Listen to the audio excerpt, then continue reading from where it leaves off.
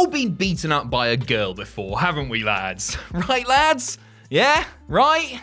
Lads? Alright, so maybe not everyone got chinned by Susie Smethurst in high school after calling her Susie Smethworst and trying to steal her Dairy Lee Lunchable. Not that that happened to me or anything, but it is a thing that can happen from time to time. See, men are quite often not as tough as they think they are, while a woman's toughness is often underestimated. WWE have taken advantage of this fact in the past, booking some of their most imposing female superstars to go toe-to-toe with their male counterparts. This has, on occasion, led to women pinning men in matches. Now, it's not always a muscular maiden being presented as an equal, and sometimes the circumstances of these wins are a little suspect, but they're all in the record books, and scripted entertainment or not, typically act as lightning rods for discussion. For the purposes of this countdown, we're not going to include stuff like the hardcore or 24/7 titles because, I mean, come off it already. And before you call me a 4-letter word in the comments, the triumphs of Sasha Banks and Becky Lynch over Reginald and James Ellsworth won't be appearing because they were submission, not pinfall victories. See, I can be pedantic too. This one's for you, Smethworst. I'm Adam Pacitti from Cultaholic Wrestling, and these are 10 times women pinned men in WWE. Join us, ladies.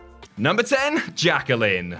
When Jacqueline worked for WCW in the mid-90s, she met some resistance when it came to wrestling against some of their male performers. Disco Inferno was famously fired after refusing to wrestle and do the job for her, though he did come dancing back shortly after on the condition that he follow through with the booking committee's original plans. Almost 7 years later, the former women's champion was going after some new gold, targeting the Cruiserweight title. Answering an open challenge from champ Chavo Guerrero Jr., Jackie made her way to the ring with the commentators and even Tony Chimmel making the introduction seemingly confused. After a short bout, she hit Chavo with a low blow and rolled him up with a small package to win the match and the title. The result had many up in arms, feeling that it tainted the once prestigious image of the belt, just wait until Hornswoggle, but the result got a big pop in the arena, and Jackie had been a hard-working soldier for WWE for years and deserved a break. She defended it at a few house shows, but lost it back to Guerrero at Judgment Day after holding it for 12 days. Interestingly, she was released from her contract just weeks later.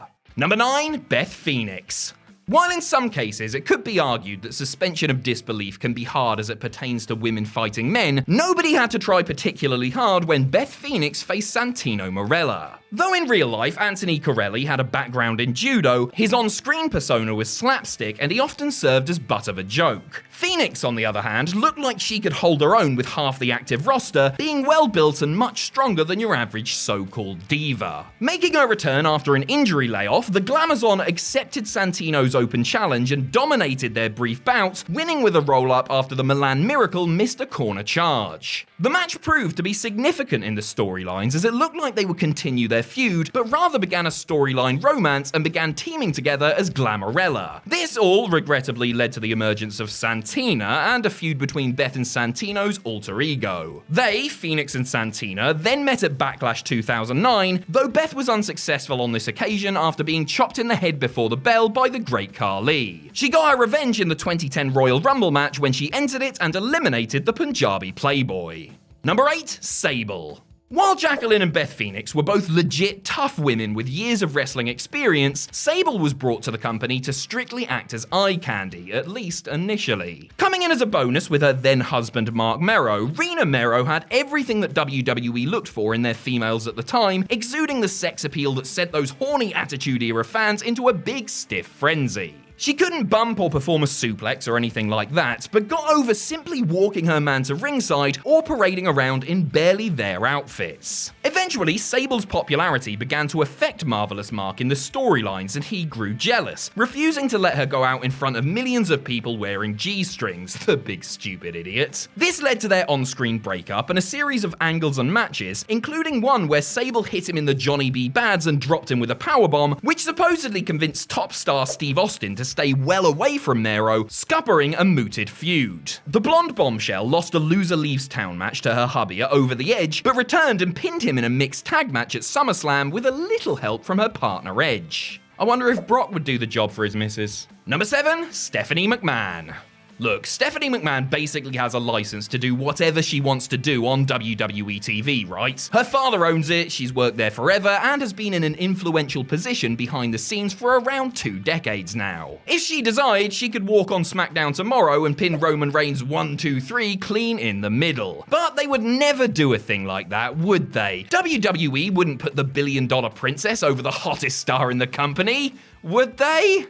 Well, they would, and they did, because Steph holds a pinfall victory over none other than The Rock. During the invasion, Steph teamed up with ex-fiancé Tess to take on the Great One on Raw, beating him after the referee got bumped. That was the cue for fellow Alliance members Brother Shane and Booker T to hit the ring, as they, along with Tess, rocked Dwayne with all of their finishes. From there, it was academic, as Stephanie rolled on top for the cheap pin. In fairness to her, she had endured months and months of The Rock insulting her and hitting her with rock bottoms and people's elbows at that point, so she was probably due a little bit of payback. Number 6, Victoria. When Victoria made her proper debut, no disrespect intended to her time as a hoe, she put the rest of the Raw women's locker room on notice immediately. Powerful, explosive, and unhinged, Victoria looked mightily impressive, dismantling Trish Stratus, and proved her toughness in stipulation bouts like hardcore matches. She soon began an on-screen relationship with Stevie Richards, who at that point was a mainstay on Sunday Night Heat, and would regularly team up with him for intergender matches. On August 31st, 2003, the pair of nuts took on Ivory and Tommy Dreamer, a fairly run-of-the-mill match for the Red Brand's weekend show. Victoria got some offense in on the innovator of violence as the ECW legend was isolated, and towards the end of the contest, he looked for revenge in the form of a piledriver. As he went to complete the move, however, Richards appeared out of nowhere and hit him with a Stevie kick, allowing Victoria to make the cover for 3. Interestingly, the week before they did almost the same match with the same finish for a version of Heat that was broadcast internationally. Fair play to Dreamer for doing the honours on multiple occasions. Plus, I'm sure the pay for it was better than when he was getting hit in the bollocks with kendo sticks, eh?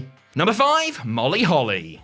When Molly Holly was in WCW in the late 90s as Miss Madness, she would often, as a member of Randy Savage's busty entourage, get physically involved with the Macho Man's male opponents, even if she wasn't actually involved in any matches of her own. That changed when she got to WWE and joined up with kayfabe cousins Hardcore and Crash. It was actually against the Houdini of Hardcore that Molly got her first victory over a male superstar. The two squared off after Crash became upset at Molly's relationship with Spike Dudley. He suffered a Molly go-round and an embarrassing loss as a result, though Molly was helped by Spike and Jacqueline, who turned on the Elroy Jetson lookalike. I say first victory over a male superstar because Molly was at it again a couple of months later, teaming with Main Squeeze LSD and Big Show to take on the Hurricane, Lance Storm, and Ivory. You might assume the wannabe superhero would be the one staring at the ceiling for Holly, but it was actually the super serious Storm. It was an impressive finish too, as she hit a picture-perfect Molly go-round off of the world's largest shoulders.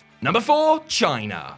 One of the main issues with Chyna before leaving WWE in mid-2001 was the fact that she didn't want to wrestle her fellow females, but rather exclusively mix it up with the menfolk in the main event. And really, who can blame her? She had spent years roughing up everyone from Jeff Jarrett and Chris Jericho to Mick Foley and Eddie Guerrero, and most of WWE's women at the time were much, much smaller than her too. An Attitude-era trailblazer, the 9th wonder of the world made history by being the first woman to enter the Royal Rumble and won the Intercontinental title on 2 occasions. She has many victories over men, but the one that we're going to look at today is her getting the Duke over old flame Triple H. On the August 16th, 1999 episode of Raw, Chyna let her DX comrade know that she had her eyes set on being the #1 contender to the WWE title. The two met later in the show and had a short but competitive match, with Chyna getting the pin and becoming the #1 contender following interference from Mankind. She lost the contendership to Foley later that evening, but her getting a win over the Game, who was on his way to becoming a true main eventer, showed just how popular and valued Chyna was at the time. Number 3, Lita. Lita did not mess around when it came to fighting the lads, making it something of her calling card in her early days alongside S.A. Rios. The flame-haired high flyer would mimic S.A.'s signature moves, hitting dives, hurricane ranas, and moonsaults on his opponents during and after his matches. She took her extreme game to the next level, some would say too extreme, when she ditched Rios and aligned with the Hardys. Projecting a new, more tomboyish image, Lita routinely found herself in tag and 6-man intergender matches where she she took it as well as she gave it. A storyline with Dean Malenko, which saw the Iceman try to woo her, led to a series of matches with the Radicals, culminating in a singles outing between Lita and the Man of 1,000 Holds. Malenko was relentless against the woman who had spurned his advances, at one point even trying to introduce a chair into proceedings, only to be stopped by Matt Hardy, who wrapped it around his skull. Lita then slowly crawled over and got the pin. Her prize was a passionate makeout session with Jeff's big brother. When Lita returned to WWE for a night in 2012, she got another singles victory over a man, pinning the bumbling Heath Slater after a moonsault. Number 2, Alexa Bliss. Alexa, show me the worst WWE match of the last 10 years. Here is Randy Orton versus Alexa Bliss. Yep, that's the one. Although, if we're being fair, calling Alexa Bliss versus Randy Orton from Fastlane 2021 a match is a bit generous. Clearly in the midst of losing their minds, even more than usual as the pandemic raged on, WWE went full 80s slasher movie with the Orton-Alexa Fiend storyline, leading to a rare intergender match between the Viper and 5 Feet of Fury. Orton began the spectacle throwing up black vomit, which is either a damning indictment of WWE catering these days, or a consequence of some supernatural spell that Bliss had put on him. Alexa used the classic wall of fire and make a lighting rig fall from the ceiling techniques before the charred remains of Bray Wyatt's alter ego emerged through the ring and hit the sister Abigail to give his... What was Alexa to the Fiend again? Was it sister? Lover? Fanfiction co-author? Anyway, whatever she is or was, she pinned the 14-time WWE champion. Look, this was all very, very silly stuff that almost certainly wouldn't have happened under normal circumstances, but it did happen, and we can all be thankful that WWE topped themselves mere months later with a zombie lumberjack match. Number 1, Sarah Callaway. Most of WCW's top stars didn't make it to WWE for the invasion, choosing instead to sit at home and collect on their massive guaranteed Time Warner contracts, rather than accept Vince McMahon's lowball offer to come and work for him for 300 days a year. Those selfish bastards. One of the few who did choose to make the jump was Diamond Dallas Page, swayed by the opportunity to finally perform for the world's biggest wrestling organization. He quickly came to regret that decision when he was seriously miscast as the stalker of The Undertaker's then-wife Sarah Callaway, before being utterly destroyed by the dead man in their one-sided feud. Things went from bad to, oh effing hell, what have I done to my career, when DDP was booked in a match with Sarah on an episode of Raw. Once again, this wasn't so much a match as it was a way to completely bury the former WCW champion, and it was over in seconds after Taker hit Dallas with a chokeslam on the floor, rolling him back into the ring as the bell officially rang, and Sarah covered Mr. Motivator in a press-up position a la her husband. Naturally, Page was then allowed to get his revenge on The Undertaker.